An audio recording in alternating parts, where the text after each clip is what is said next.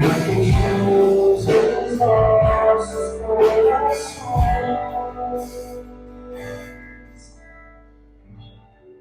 Louvado seja nosso Senhor Jesus Cristo. Para sempre seja louvado. Antes de começar a homilia, vamos pedir ao Senhor que exorcize todo demônio do som, né? Vocês sabem que existe um demônio que quer atrapalhar, né? Que quer, né, nos distrair. Vamos pedir ao Senhor que exorcize para que nós escutemos a palavra de Deus e vivamos a nossa experiência. Muito bem, nós vamos então continuar o nosso caminho, né, espiritual. Nós falamos durante as últimas quintas-feiras sobre a realidade do homem, primeiro criado por Deus, o plano de Deus, o que Deus pensou para o homem. Depois falamos sobre o que o pecado causou em nós, o que o pecado faz, continua fazendo em cada um de nós. E na semana passada falamos sobre os pecados capitais, aqueles que os padres, ao observarem a sua vida e a vida das pessoas que acompanhavam, foram percebendo que existiam alguns pecados que causavam outros pecados. Então estes são os pecados que nós chamamos, ou que a igreja chamou de pecados capitais, que são capitais porque são cabeça. Eles produzem outros pecados. E hoje então nós já vamos entrar naquilo que é a terapia. Nós tratamos os pecados como doenças, como enfermidades, então vamos tratar da cura como uma terapia. O que os padres dizem sobre a terapia? Qual é a terapia que nós precisamos viver para sermos curados? Amém? Então, hoje nós vamos falar sobre a condição da terapia, ou seja, sem isso não é possível fazer terapia.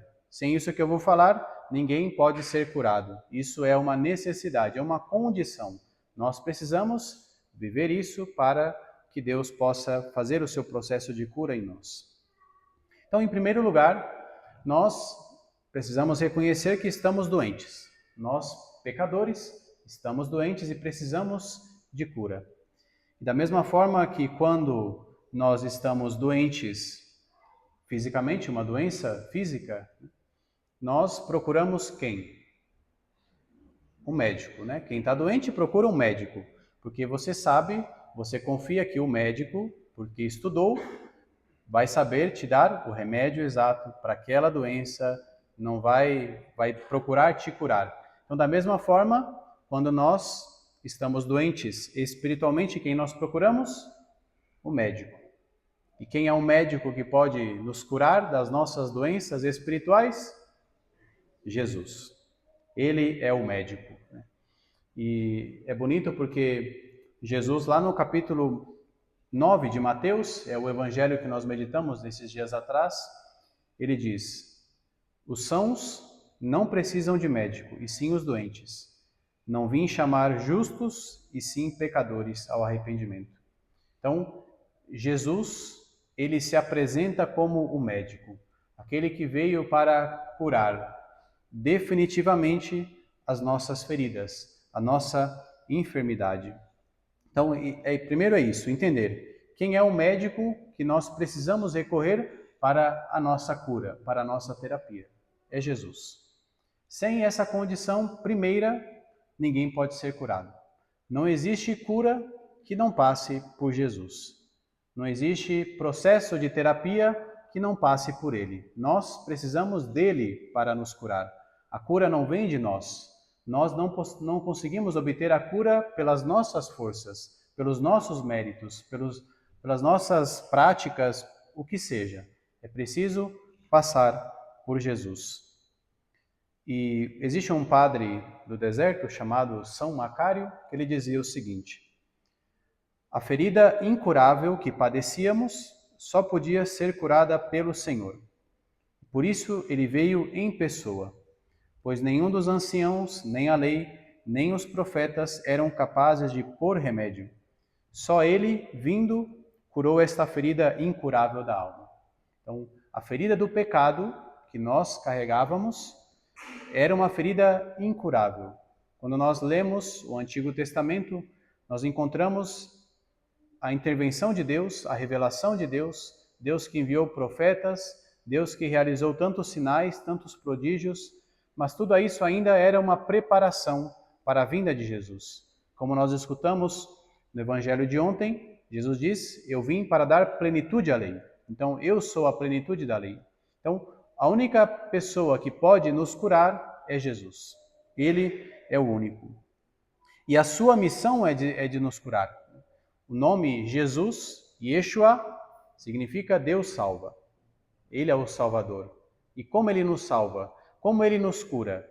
Ele não nos cura como um médico onde você vai até o consultório, o médico te receita algumas coisas, uns remedinhos, faça isso, não coma isso, tente fazer isso e pronto, acabou, né? O médico não se envolve com você, ele não sofre com você a mesma doença. Agora, Jesus fez isso. A forma como Jesus nos curou e continua nos curando é porque Ele não só nos salvou milagrosamente com um estalar de dedos, mas Ele assumiu a nossa humanidade. Então, a forma como Jesus nos salva é através da sua encarnação. É através, Ele assumiu a nossa condição humana. E só assim Ele poderia nos salvar. Só assim Ele poderia nos curar. Só assim Ele poderia restaurar a nossa condição humana que estava decaída pelo pecado. Então, isso é o principal. Ele é o Salvador. Por Ele nós somos salvos. Sem Ele não há salvação. E Jesus disse em João: sem mim nada podeis fazer. Então, sem Jesus, ninguém pode ser curado. Amém? Agora, Jesus nos salvou. Ele é o médico. E quais são os remédios? Qual é o tratamento que Jesus nos dá? Onde nós podemos conseguir este tratamento? Onde é o consultório médico de Jesus? Onde nós vamos para contar as nossas dores, as nossas doenças, para receber o tratamento. Jesus, ao morrer e ressuscitar, ele deixou uma estrutura que pudesse ser o lugar onde nós encontramos a salvação. Quem sabe qual estrutura é essa? A igreja. A igreja, que somos nós, a Igreja Católica, é esta estrutura na qual nós encontramos a cura para as nossas doenças. Jesus é o Salvador, Ele é o único que salva, mas Jesus deixou, porque Ele quis, porque foi a sua vontade, Ele quis deixar um instrumento, uma mediação na qual eu e você podemos encontrar a cura. E quais são esses meios? Quais são esses instrumentos de Deus? Os instrumentos que Ele quis, deixou na igreja são os sacramentos. Os sacramentos, que são 7, são lugares aonde nós podemos encontrar a cura das nossas enfermidades, das nossas doenças. Então, aqui já é outra condição. Nós estamos falando hoje das condições, ou seja, sem isso não há cura. A condição para que eu e você sejamos curados é viver uma vida sacramental. Sem os sacramentos, nenhum de nós pode ser curado. Nenhum de nós pode encontrar a salvação. E quais são os sacramentos? Nós temos 7. O primeiro deles é o batismo.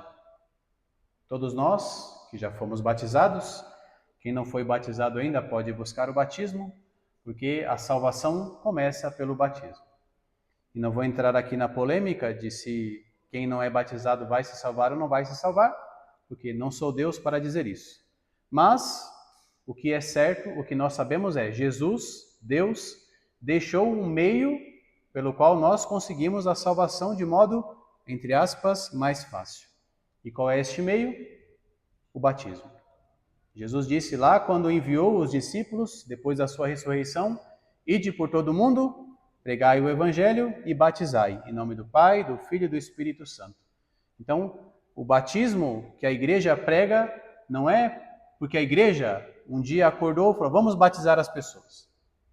Um mandato de Jesus. Ele disse: ide pelo mundo inteiro, pregai o Evangelho e batizai. Aquele que crer será salvo, aquele que não crer será condenado. É palavra de Jesus. Não é palavra de nenhum santo da igreja, nenhum papa, é palavra de Jesus. Está lá no final do Evangelho de Marcos. Então, a condição primeira é essa: eu preciso do batismo. Eu preciso ser incorporado na igreja. O que o batismo faz em nós? Quando nós somos batizados, nós recebemos uma graça extraordinária. Nós que tínhamos o pecado original, toda criança nasce com o pecado original, o batismo faz um processo de purificação, de restauração. Aquele que é batizado morre para o mundo e nasce para Deus. E naquele momento, no batismo, não importa se você foi batizado criança, adulto, jovem, velho, não importa. No momento do seu batismo, quando o padre, o diácono, jogou água na sua cabeça e disse: eu te batizo em nome do Pai, do Filho e do Espírito Santo, naquele momento ocorreu um milagre na sua vida. A mancha do pecado que você carregava foi limpa. Você foi liberto do pecado. Você que era escravo do pecado, agora passa a ser filho de Deus. Você se incorpora na vida de Deus, na vida da graça. E nesse momento ocorre em nós uma vida sobrenatural. Nasce dentro de nós uma vida sobrenatural, que é a vida da graça. A graça de Deus é aquilo que, se nós lembrarmos lá da primeira homilia, do que Adão perdeu e Eva perderam quando pecaram, eles que eram imagem e semelhança, o que o homem perdeu ao pecar?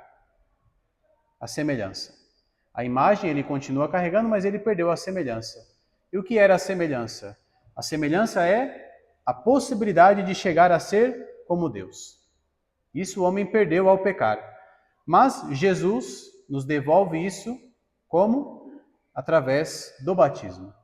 Nós, quando somos batizados, recebemos mais uma vez a possibilidade de ser igual a Deus, de ser como Deus. Isso é o que nós recebemos. Então, a primeira coisa é batismo. Nós precisamos ser batizados. Nós precisamos batizar as pessoas. Então, essa história de que não, vamos respeitar, né? Não é importante, não importa se você é batizado ou não é batizado. Não. Jesus nos deixou um mandato. Ide por todo mundo e batizai. O batismo é importante, o batismo é necessário para a nossa salvação. Mas Deus nos deixou outros sacramentos, não só o batismo. Deus nos deixou o sacramento da Eucaristia, que nós celebramos todos os dias, que nós comungamos, se vamos à missa todos os dias. E o que é o sacramento da Eucaristia? Os padres dizem, como por exemplo Santo Inácio de Antioquia, dizia que o batismo, a Eucaristia, é o remédio da imortalidade. O antídoto para não morrer, mas para viver para sempre em Jesus Cristo. Então perceba, acompanhe comigo. Nós, pelo batismo, recebemos a graça. Como nós fazemos para perseverar na graça? A Eucaristia é o que nos ajuda a nos manter na graça. Então, se eu quiser manter a minha vida na graça, ou seja, longe do pecado grave, o que eu preciso? Da Eucaristia. Eu preciso me alimentar da Eucaristia, eu preciso adorar a Eucaristia, eu preciso contemplar a Eucaristia, porque é nesse contato com a Eucaristia que nós somos transformados. Existe um milagre que nós não vemos a olhos humanos, né? É algo sobrenatural. Quando nós comungamos a Eucaristia, é o Cristo que está ali. É Ele que nos alimenta. É um alimento. E assim como você e eu comemos para nos manter vivos, nós, quando comemos da Eucaristia, nós também mantemos a nossa vida espiritual viva, ativa. E nós não podemos pensar que basta, não, eu vou na missa todos os domingos, está ótimo. Quanto mais você puder, melhor. Se você puder todo dia, comungue todos os dias. Se você puder adorar todos os dias, adore todos os dias. Porque é um remédio que não tem limite. Deus nos deu e nós precisamos dele. Então, nós precisamos da Eucaristia. É também uma condição necessária para a nossa cura, para a nossa terapia. E Deus nos deu, porque veja como Deus nos ama. Deus, ele é tão bom conosco.